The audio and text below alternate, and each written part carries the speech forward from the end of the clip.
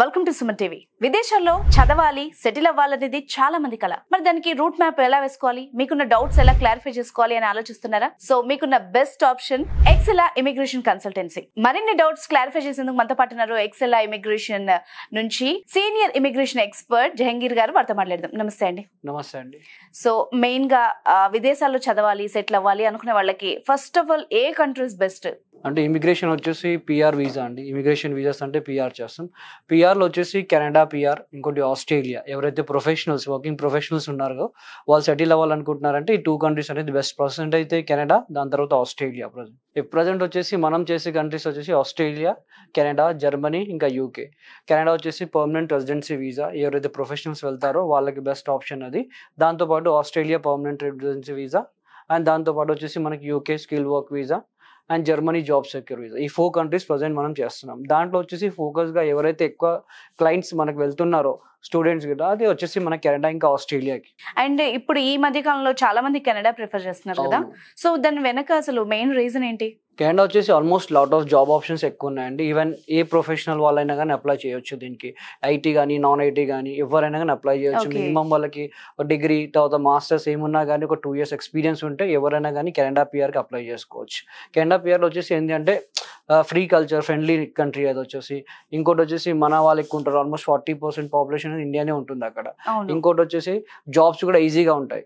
ఏ graduation, any degree వాళ్ళు ఉన్నా కానీ, ఏ చిన్న ఎక్స్పీరియన్స్ ఉన్నా కానీ వాళ్ళు ఈజీగా అప్లై చేయొచ్చు. ఈవెన్ జాబ్స్ కూడా almost more than 1 million job options కూడా కెనడాలో ఉన్నాయి. ప్రజెంట్ ఐటీలో కానివ్వండి, నాన్ ఐటీ కానీ, నర్సింగ్, హెచ్ఆర్, ఏ ఫీల్డ్ అయినా చూసుకుంటే కూడా ఈజీగా మనం అక్కడ జాబ్ తీసుకోవచ్చు.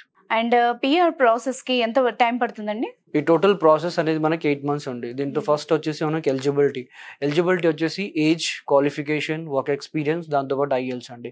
ఈ 4 క్రైటీరియాస్ అనేది ఉంటాయి మనకి పిఆర్కి. ఏజ్ వచ్చేసి మనం 45 వరకు అప్లై చేయొచ్చు.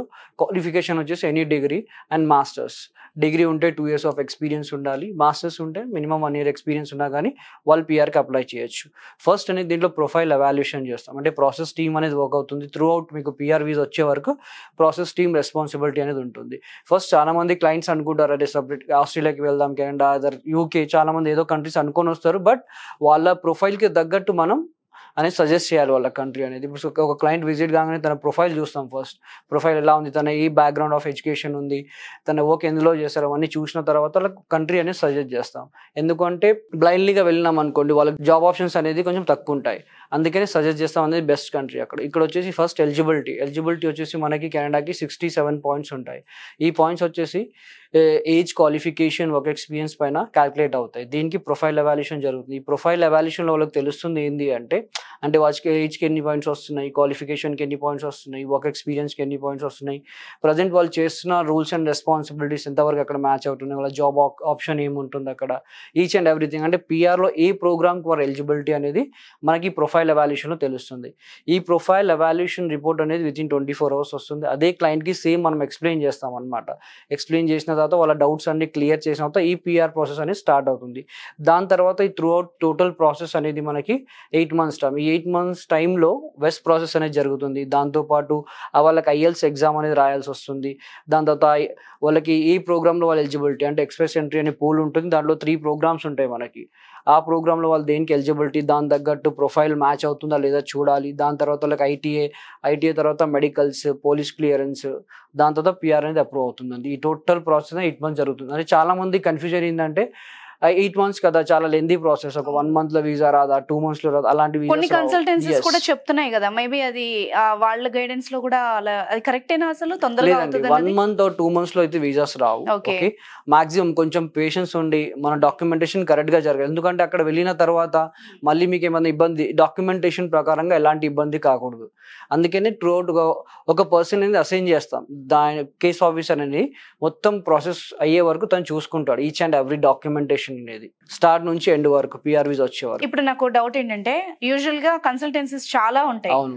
సో అక్కడ కొన్ని చోట్ల మోసాలు కూడా జరుగుతుంటాయి. ఎట్లా అవేర్ గా ఉండాలి? దానికి మీకు ఉన్న డిఫరెన్స్ ఏంటి? జనరల్ గా వచ్చే ప్రాబ్లమ్స్ ఏముంటాయి? ఇప్పుడు నాకు బయట కన్సల్టెన్సీస్ కి మనకు ఐడియా లేదండి. ప్రజెంట్ మా కన్సల్టెన్సీ చేసేది ఏంటి అంటే వాళ్ళకి జాబ్ ప్రకారంగా కానివ్వండి, పోస్ట్ ల్యాండింగ్ సర్వీసెస్ ప్రకారంగా కానివ్వండి, డాక్యుమెంటేషన్. ఇప్పుడు చాలా మంది సఫర్ అయ్యేది డాక్యుమెంటేషన్ వల్లనే. ఎందుకంటే త్రూ అవుట్ ఒక పర్సన్ అసైన్ చేద్దాం. తనకు ఒక పర్సన్ అనేది ఉంటాడు. మొత్తం స్టార్ట్ ఎలిజిబిలిటీ నుంచి పిఆర్ వీసా వచ్చే వరకు సేఫ్ డాక్యుమెంటేషన్ అని జరుగుతుంది. ఇప్పుడు చాలా మంది చూసుకుంటే మీరు యూఎస్లో కానీ వేరే అదర్ కంట్రీస్లో కానీ డాక్యుమెంటేషన్ ప్రకారంగా ఫేక్ డాక్యుమెంట్స్ వల్ల కానివ్వండి, లేదంటే డిఫరెంట్ డాక్యుమెంటేషన్ కరెక్ట్గా జరగకపోవడం వల్ల కానీ వాళ్ళు వచ్చేస్తున్నారు అక్కడ నుంచి. అది ఎందుకు జరుగుతుంది అంటే ల్యాక్ ఆఫ్ డాక్యుమెంటేషన్ వల్ల. ఓకే, దానికి డిపిఆర్ కి 8 months దేనికంటే 8 డాక్యుమెంటేషన్ కి పడుతుంది ప్రాపర్ గా చేయడానికి. జయంగిరి గారు, ఇది FSW అంటే ఏంటి, పిఎన్పి అంటే ఏంటి, మళ్ళీ వీటికి డిఫరెన్సెస్ ఏముంటాయి? ఇవి కెనడాలో ప్రోగ్రామ్ అండి. ఇప్పుడు వీసా పిక్ కావాలి అంటే వాళ్ళకి ర్యాంకింగ్ సిస్టమ్ అనేది ఉంటుంది. వాళ్ళు మనం చెక్ చేయాలి, అది ఎలిజిబిలిటీలో తెలుస్తుంది మనకి వాళ్ళు ఏ ప్రోగ్రామ్కి ఎలిజిబిలిటీ అనేది. ఓకే, ఫస్ట్ దానికి ఎక్స్ప్రెస్ ఎంట్రీ అనేది ఒక పూల్, దాంట్లో నంబర్ ఆఫ్ ప్రొఫైల్స్ ఉంటాయి మనకి. దాంట్లో 3 ప్రోగ్రామ్స్ ఉంటాయండి. FSW అనేది ఉంటుంది, దాంతోపాటు PNP and last one is AIPP. FSW అంటే ఫర్ ఎగ్జాంపుల్ గా మీకు చెప్పాలంటే సెంట్రల్ కెనడాలో ఎక్కడైనా ఉండొచ్చు, ఎక్కడైనా వర్క్ చేసుకోవచ్చు. బట్ దానికి ఒక ర్యాంకింగ్ సిస్టమ్ అనేది ఉంటుంది.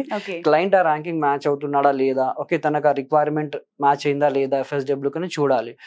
FSW నుంచి ఒకవేళ వీసా పిక్ అయితే తను ఎక్కడైనా ఉండొచ్చు, కెనడాలో ఎక్కడైనా వర్క్ చేసుకోవచ్చు.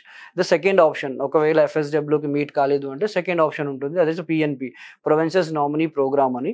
ఇది స్టేట్ స్పాన్సర్ వీసా. దీంట్లో ఎలా ఉంటుందంటే క్లయింట్స్ రిక్వైర్మెంట్, అంటే కొన్ని స్టేట్స్ అనేవి డిపెండ్స్, తక్కువ IELTS అడుగుతాయి, కొన్ని స్టేట్స్ అనేవి ఎక్కువ IELTS అడుగుతాయి. CRS depend upon the CRS కూడా ఉంటుంది. ఓకే, ఆ CRS స్కోర్ కానివ్వండి, క్లయింట్స్ IELTS స్కోర్ కానివ్వండి, ఆ పర్టికులర్ స్టేట్ కి మ్యాచ్ అవుతాయి. తన ప్రొఫైల్ అక్కడ నుండి పిక్ అవుతుంది. అక్కడ నుండి పిక్ అయినప్పుడు ఏదైతే స్టేట్ నుండి మనకి వీసా వస్తుందో అదే స్టేట్ లో కంపల్సరీగా 2 years ఉండాలి, తర్వాత ఎక్కడైనా వెళ్ళొచ్చు. అండ్ దాంతో పాటు వచ్చేసి మనకి లాస్ట్ ఆప్షన్ వచ్చేసి AIPP, Atlantic immigration pilot program. దీంట్లో ఎలా ఉంటుందంటే మనకి 4 states ఉంటాయి. ఈ 4 states నుంచి మనకు ఆఫర్ లెటర్ వచ్చినా మనం ఇక్కడ కూడా వెళ్ళవచ్చు. ఈ 3 programs ఉంటాయి. PR వల్ల వాళ్ళకి బెనిఫిట్స్ ఇంకోటి ఏంటి అంటే వాళ్ళు ఫ్యామిలీతో పాటు వెళ్ళొచ్చు. దాంతోపాటు వచ్చేసి వాళ్ళకి 5 years వీసా వస్తుంది, 3 years తర్వాత సిటిజన్షిప్ వస్తుంది. అండ్ ఇంకోటి ఫ్యామిలీ తోటి ఇమీడియట్గా ఇప్పుడు కొన్ని సిచ్యువేషన్స్లో ఏం జరగవచ్చు, హస్బెండ్ ఏజ్ ఎక్కువ అవుతుంది, వాళ్ళు వైఫ్ త్రూ కూడా అప్లై చేసుకోవచ్చు. ఓకే, వైఫ్ ప్రైమరీ అప్లికెంట్ గా పెట్టి వాళ్ళ హస్బెండ్ డిపెండెంట్ గా కూడా వెళ్ళొచ్చు అనమాట. పిల్లలకి ఫ్రీ ఎడ్యుకేషన్ ఉంటుంది, మెడికల్ బెనిఫిట్స్ ఉంటాయి. అండ్ దాంతోపాటు ఇక్కడ శాలరీస్ వాళ్ళకి ఏవైతే వస్తున్నాయి ప్రజెంట్ శాలరీస్, అక్కడ వచ్చి ఒక 5 or 4 times బెటర్ శాలరీస్ అనేది వాళ్ళు తెచ్చుకోవచ్చు అక్కడ. ఇంకోటి వచ్చేసి వాళ్ళ వైఫ్ కూడా వాళ్ళతో పాటు ఈక్వల్ గా జాబ్ చేసుకోవచ్చు, మెడికల్ బెనిఫిట్స్ ఉంటాయి, మల్టిపుల్ ఎంట్రీస్ వీసా ఉంటుంది. అండ్ మా సైడ్ నుంచి కూడా వాళ్ళకి IELTS ట్రైనింగ్ కానీ జాబ్ అసిస్టెంట్స్ కానీ ఇక్కడ నుంచి ప్రొవైడ్ చేస్తాం. సో IELTS ట్రైనింగ్ అన్నారు కదా, దానికి మీ సపోర్ట్ ఎలా ఉంటుంది? త్రూ అవుట్ ఉంటుందండి. IELTS ట్రైనింగ్ వచ్చేసి మనకి ప్రొఫెషనల్ ట్రైనర్స్ ఉంటారు, దాన్ని గైడ్ చేస్తారు. ఇప్పుడు చాలా మంది ఏంటి అంటే బయట రూమర్స్, మా ఫ్రెండ్ చెప్పాడు తక్కువ IELTS వస్తుంది, లేదంటే PRకి 8777 వస్తేనే అప్లై చేయాలి, ఓకే లేదంటే అసలు PR వస్తలేదు, ఇంత IELTS వస్తేనే వస్తుంది అని చాలా మంది బయట రూమర్స్ చెప్తారు. ఓకే, ఇప్పుడు నాకు వచ్చిన క్లయింట్స్ కూడా ఆల్మోస్ట్ అదే చెప్తారు. అలాంటి ప్రాబ్లం అయితే ఏం లేదండి. ఎందుకు అంటే IELTS తక్కువ వచ్చినా కానీ PR వీసా వచ్చే ఛాన్సెస్ చాలా ఉంటాయి. ఓకే, దాంట్లో వచ్చేసి ఇప్పుడు నాకు మీకు FSW అని చెప్పాను, FSW 8777 రావాలి. ఒకవేళ రాకపోతే తక్కువ స్కోర్ వచ్చినా కానీ PNP అనే ఛాన్స్ ఉంటుంది మనకి. Depends upon the provinces. అది డిపెండ్స్, చాలా మంది రూమర్స్ అనుకుంటారు అట్లా. ఇది డిపెండ్స్ టోటల్ గా ప్రొఫైల్ బై ప్రొఫైల్ అండి. ఇప్పుడు మీ ప్రొఫైల్ వేరేలా ఉంటుంది, నా ప్రొఫైల్ వేరేలా ఉంటుంది, మీకు వచ్చే పాయింట్స్ వేరేలా ఉంటాయి, నాకు వచ్చే పాయింట్స్ వేరేలా ఉంటాయి. ఓకే, ఆ పాయింట్స్ ని బట్టి మనం IELTS అనేది ఎస్టిమేట్ చేసి ఒక స్కోర్ ఇస్తారు వాళ్ళు. ఓకే, ఇప్పుడు PNP నుంచి కూడా వచ్చే ఛాన్సెస్ ఉంటాయి. కొన్ని స్టేట్స్ అనేది 6 అడుగుతాయి, కొన్ని స్టేట్స్ 7 అడుగుతాయి, డిపెండ్స్, అక్కడ నుండి చేసుకోవచ్చు. అండ్ దాని దగ్గర ట్రైనింగ్ అనేది మా ప్రొఫెషనల్ గైడ్ చేస్తారు ఎక్సెల్లా నుంచి. ఓకే, ప్రొఫెషనల్ ట్రైనర్స్ ఉంటారు, వాళ్ళు గైడ్ చేస్తారు. 30 days ఆఫ్ ట్రైనింగ్ ఉంటుంది వాళ్ళకి. ఓకే, అంటే ఎలా ఇంప్రూవ్ చేసుకోవాలి IELTS, ఏ విధంగా మనం స్కోర్ పెంచుకోవచ్చు, మార్క్స్ కానివ్వండి, ఇలాంటి ట్రైనింగ్ అంతా మన సైడ్ నుంచి జరుగుతుంది. 30 days ఆఫ్ ట్రైనింగ్ ఉంటుంది, 3 to 4 సెషన్స్ ఉంటాయి. ఏదో ఒక సెషన్ మనం సెలెక్ట్ చేసుకొని దాంట్లోనే 30 days అనేది అటెండ్ కావాలి. వాళ్ళకి ఈజీగా స్కోర్ చేయొచ్చు. ఈవెన్ తెలుగు మీడియం స్టూడెంట్స్ కూడా ఇప్పుడు ఆల్మోస్ట్ వాళ్ళు 6 పైన తెచ్చుకుంటున్నారు. మనం PR మినిమం ఎలిజిబిలిటీ వచ్చేసి 6 ఉండాలి ప్రతి ఒక్క మాడ్యూల్లో. సో చాలా మందికి ఒక డౌట్ కూడా ఉంటది, IELTS పాస్ అవ్వాలి అంటే కొంచెం ఫియర్ కూడా ఉంటది. మీరు అన్నట్టు తెలుగు మీడియం స్టూడెంట్స్ అయి ఉండొచ్చు, బేసిక్ గా తెలుగు వాళ్ళు మన రెగ్యులర్ లైఫ్ లో యూజ్ చేయం కాబట్టి ఆ భయం ఉంటది. వాళ్ళకి ఏ విధంగా సపోర్ట్ ఉంటుంది? మా సైడ్ నుంచి అయితే 100% సపోర్ట్ ఉంటుందండి. IELTS త్రూ అవుతాయి. వాళ్ళకి ట్రైనర్స్ అనేది వాళ్ళు కూడా ప్రొఫెషనల్ ట్రైనర్స్, ట్రైన్డ్ అయి ఉంటారు. వాళ్ళు కూడా మార్క్స్ కానివ్వండి, అంటే ట్రైనింగ్ సెషన్స్ కానివ్వండి, లేదంటే ప్రాక్టీస్ పేపర్స్ కానివ్వండి, ఇలాంటివి చాలా ఉంటాయి వాళ్ళకి.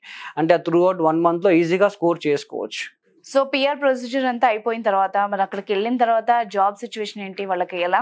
చాలా మంది ఇది ఒక డౌట్ అడుగుతారు, పిఆర్ వీసా అయితే వచ్చేస్తుంది, నెక్స్ట్ జాబ్ ఆప్షన్స్ ఎలా అని. ఓకే, ఇప్పుడు ప్రతి ఒక్క ప్రొఫెషనల్స్ అప్లై చేయొచ్చు అండి పిఆర్కి. ఓకే, ఇందాక మీకు చెప్పినట్టు ఐటీ కానివ్వండి, నర్సెస్ కానివ్వండి, ఇప్పుడు ప్రజెంట్ కెనడాలో వచ్చేసి హెల్త్ కేర్ డిమాండింగ్ అనేది ఎక్కువ ఉంది. ఓకే, ఐటీలో కానివ్వండి డెవలపర్స్ ఉంటారు, స్టాఫ్ ఉంటారు, ఆల్మోస్ట్ అన్ని లైక్ హెచ్ఆర్ మేనేజ్మెంట్ ఉంటుంది, ఆల్మోస్ట్ ఏ ప్రొఫెషనల్స్ అన్న అప్లై చేయొచ్చు పిఆర్కి.